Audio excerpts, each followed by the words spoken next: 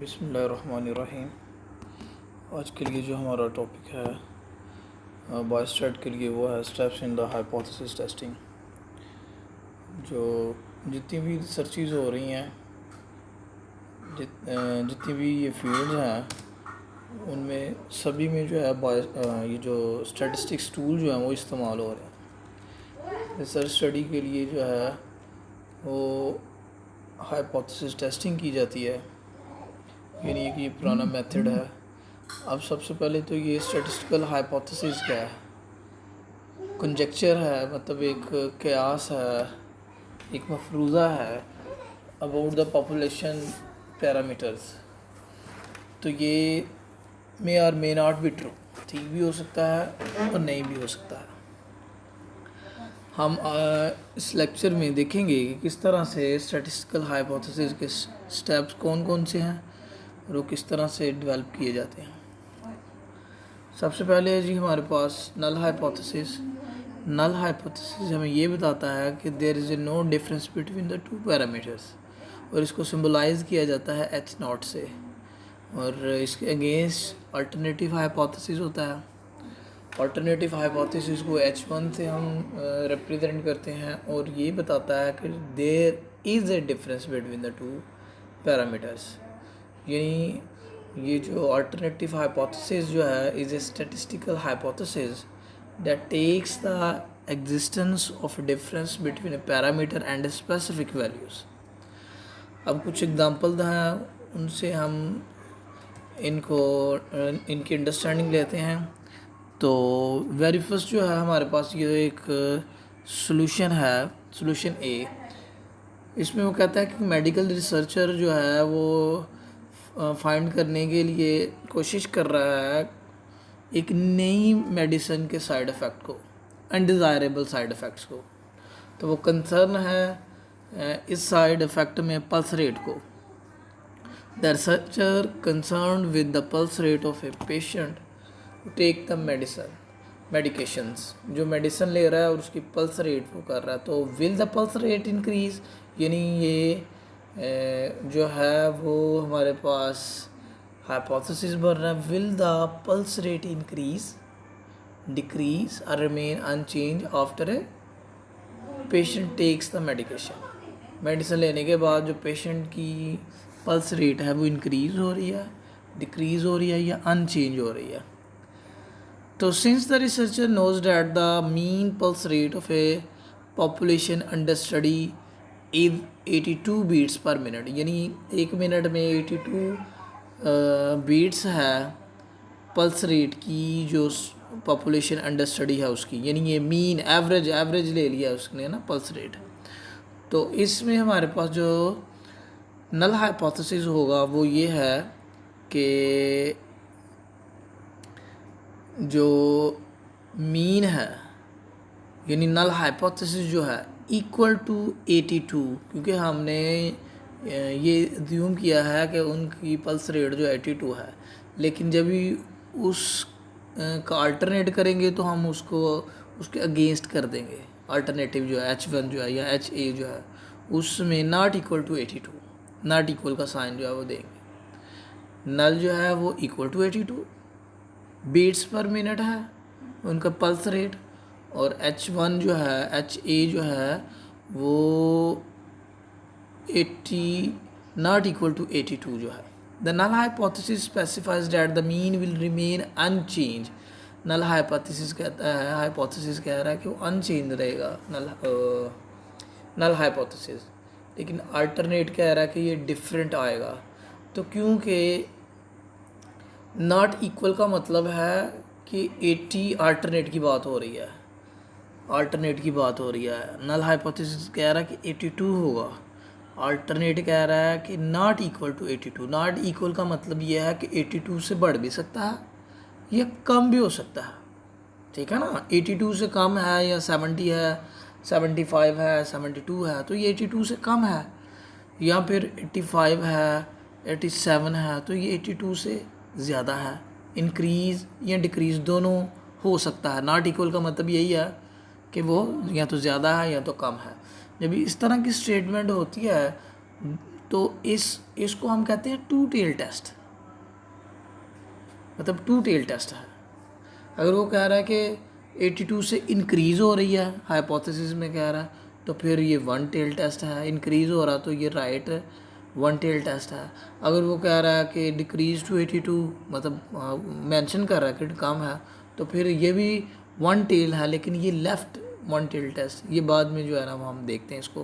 पहले हाइपोथेसिस को अच्छे से अंडरस्टैंड कर लें। हाइपोथेसिस क्या था?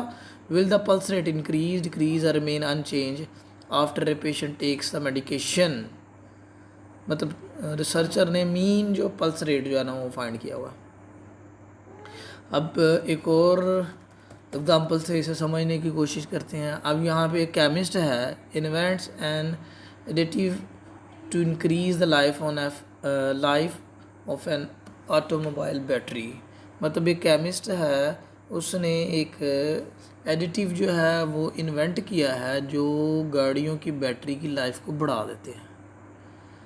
अब if the mean life time of automobile battery without the additive is 36 month, अगर वो जो गाड़ियों की बैटरी है 36 मंथ तक उसकी लाइफ है, देन हर हाइपोथेसिस आर, मतलब कि वो जितनी उनकी एवरेज है तो हम उसको ले लेते हैं कि नल हाइपोथेसिस इक्वल टू 36। और अल्टरनेट जो है, क्योंकि उसने कहा है कि ये जो एडिटिव है इसके ऐड करने से, एडिटिव जो है उसको अप्लाई करने से क्या होता है कि 36 से बढ़ जाती है बैटरी जो है, उसकी एज जो है। Increase the life of an automobile battery, तो क्या होगा? ये ग्रेटर दैन 36, अल्टरनेट जो है ये ग्रेटर दैन 36 हो जाएगा। तो ये वन टेल टेस्ट है, सिर्फ एक ही डायरेक्शन में जा रहा है, इंक्रीज़ हो रहा है 36 से वो जो है एडिटिव के। कहते हैं in this situation the chemist is interested only in the increasing the life time of the battery. वो इंटरेस्टेड है लाइफ टाइम को बढ़ाने के लिए, बैटरी की जो है वो मुद्दत बढ़ जाए, मियाद बढ़ जाए। So her alternative hypothesis that the mean is greater than 36 month. Alternate null क्या था?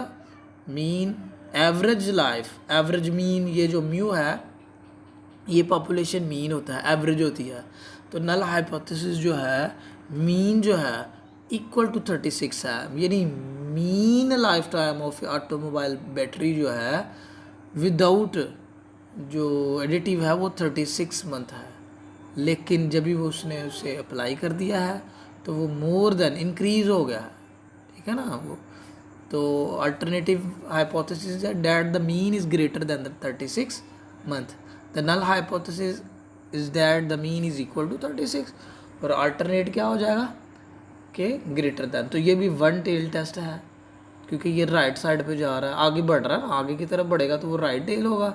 अगर वो किसी मीन से कम हो रहा है तो वो लेफ़्ट टेल, वन टेल ही होगा वो वन टेल है दोनों। एक और सिचुएशन हम देखते हैं यहाँ पे, सिचुएशन सी है, सोल्यूशन सी जो है, सिचुएशन सी जो है इसमें वो क्या कर रहा है कि एक कॉन्ट्रैक्टर है, contractor wishes to lower the heating bill by using a special type of a insulation in the house.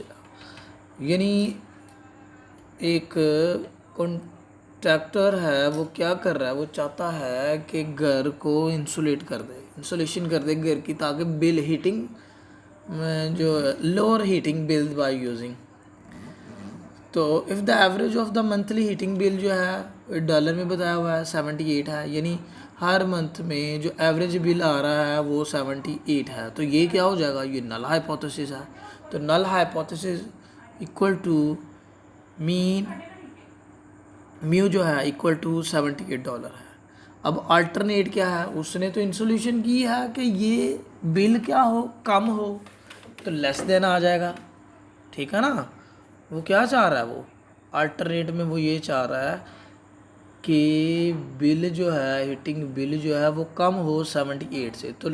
तो अल्टरनेट जो है मीन जो है वो लेसर देन 78। Lower than 78।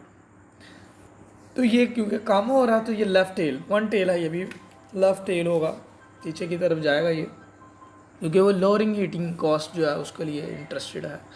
तो ये कुछ साइन है, इससे हमें पता चलता है कि जो है आगे की तरफ ये जो है नल हाइपोथेसिस में वन टेल है या टू टेल के लिए बेसिकली हमें पता चल जाएगा। तो जब भी हमारे पास नल इक्वल टू होगा तो अल्टरनेट नॉट इक्वल टू होगा, ठीक है ना। नल जो है मीन इक्वल टू के है सॉरी, और अल्टरनेट जो है ये मीन जो है नॉट इक्वल टू के, यानी अल्टरनेट जो है वो नॉट इक्वल टू होगा तो ये टू टेल होगा। नॉट इक्वल का मतलब है कि ये इंक्रीज़ भी हो सकता है और डिक्रीज़ भी हो सकता है, ठीक है। नेक्स्ट आ जाता है जी राइट टेल। राइट टेल कब होगा? जब भी जो मीन है वो हमारा जो है ग्रेटर देन करेंगे हम लोग, अल्टरनेट जो है वो ग्रेटर देन जो है वो मीन के हो जाएगा जो हमारे पास नल है, तो ये राइट टेल होगा। इसी तरह से लेफ़्ट टेल क्या होगा जी? जब भी वो लेस देन होगा वो मीन के जो है, तो अल्टरनेट ये हो जाएगा, वो भी वन टेल यानी लेफ़्ट टेल टेस्ट होगा। यानी नॉर्मल डिस्ट्रीब्यूशन में बेटे एक कर्व बनती है, देखते हैं, एक कर्व बनती है, तो कर्व के जो राइट साइड है वाला पोर्शन रीजन है वो वन टेल टेस्ट में आ जाएगा, और जो लेफ़्ट साइड वाला है वो हमारे पास जो है वो लेफ़्ट टेल टेस्ट आ जाएगा। नेक्स्ट है हमारे पास ये बच्चे, ये ग्राफ है, ये देखें, ये एक टेबल है, इसमें is greater than, above is above, यानी ये जो मीन है ग्रेटर दैन, अबव है higher than, longer than, bigger than, increase. तो उसके लिए हम जो है वो ये वाला साइन देंगे ग्रेटर दैन का। इसी तरह से अगर इक्वल टू है तो इज़ इक्वल टू सेम इस तरह लिखा होगा, या इज़ द सेम स्टेटमेंट में आएगा, is the same, has not change from, is the same as. तो ये सारी जब ये स्टेटमेंट्स आएंगी तो इसका मतलब है कि वो इक्वल की बात हो रही है। इसी तरह से लेस दैन के लिए is less than, is low, is lower than, is shorter than, is smaller than, is decrease और रिड्यूस फ्रॉम, तो इसके लिए आएगा। और नॉट इक्वल के लिए आपको पता है is not equal to, is different है, या has change from, is not the same as, तो उसके लिए बच्चे हमारे पास नॉट इक्वल का साइन आएगा। तो ये कुछ क्लेम्स थे। तो यहाँ पे एक और देखते हैं नल हाइपोथेसिस।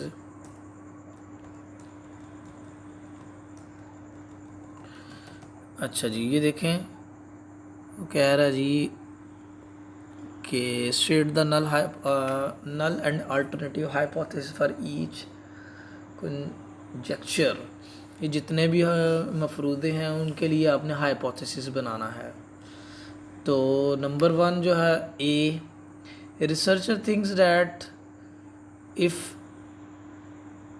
एक्सपेक्टेंट मदर्स, जो मदर्स इन फ्यूचर जो मतलब प्रेग्नेंट हैं use vitamin pills, the birth weight of the babies will increase.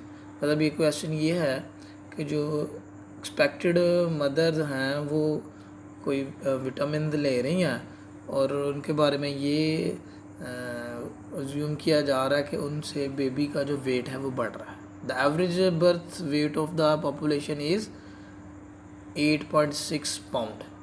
तो देखिए ना, अब इसमें हमारे पास जो नल हाइपोथेसिस है वो क्या होगा? ये जो गिवन है कि ये जो स्टेटमेंट है, the average birth weight of the population is 8.6 pound, यानी जब भी बच्चा पैदा हो रहे हैं एवरेज, वो जो एक पॉपुलेशन है हमारे पास है, टारगेट पॉपुलेशन है जिसे अंडर स्टडी जो है जो पॉपुलेशन है उसमें बेबीज़ का जो वेट है, जो न्यू बॉर्न बेबीज़ हैं 8.6 पाउंड है। तो ये हमारे पास जो है this is the null hypothesis. Null hypothesis equal to 8.6 pound. तो अल्टरनेट क्या होगा? तो क्योंकि वो तो इंटरेस्टेड है कि जो एक्सपेक्टेड मदर्स हैं वो ये विटामिन जब भी ले रही हैं तो उससे बेबी का वेट इंक्रीज़ होगा। तो अल्टरनेट जो है तो वो क्या होगा, इंक्रीज़ ग्रेटर दैन 8.6। तो ग्रेटर दैन का साइन आया 8.6। इससे एक बात ये भी पता चल रही है कि ये वन टेल है और ग्रेटर दैन है तो राइट वन टेल है, यानी राइट टेल टेस्ट होगा ये भी। नेक्स्ट है हमारे पास इंजीनियर है, उसने hypothesized that the mean number of the defects can be decreased in the manufacturing processes of a compact disc by using the robots instead of the human for certain task। Engineer है तो वो ज्यूम कर रहा है कि mean number of defects can be decrease in a manufacturing processes compact disk by using report इस्तेमाल कर रहा है। तो अच्छा जी देखें, the mean number of the defective discs per 1000 is 18, यानी 1000 में कितनी डिस्क जो है वो ख़राब हो रही हैं, वो 18 है। तो this is the null hypothesis.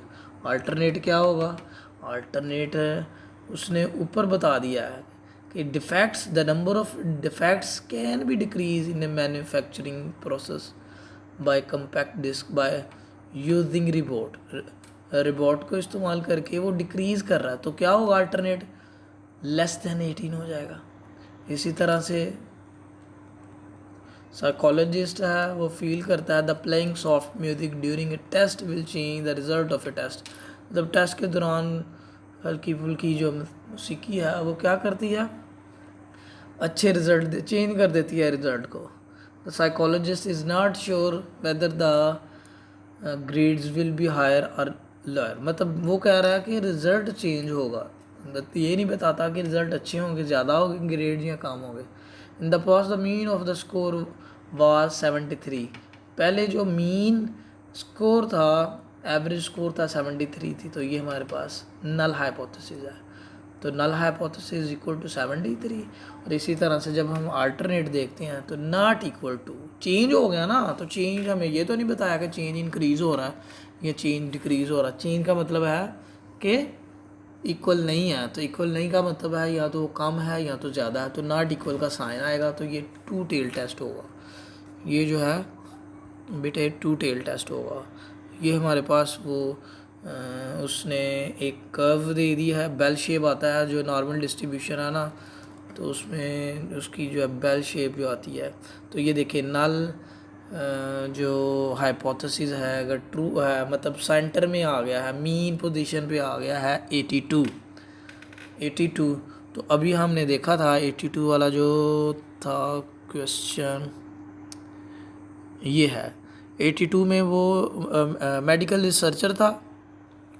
तो वो ये चेक कर रहा था कि कोई ख़ास किस्म की मेडिसिन है उसके साइड इफ़ेक्ट पल्स रेट पर। तो एवरेज पल्स रेट 82 थे। तो जब भी वो मेडिसिन को इस्तेमाल किया गया तो वो 82 से चेंज हो गए, मतलब नॉट इक्वल टू 82, कम या ज़्यादा हो गए हैं।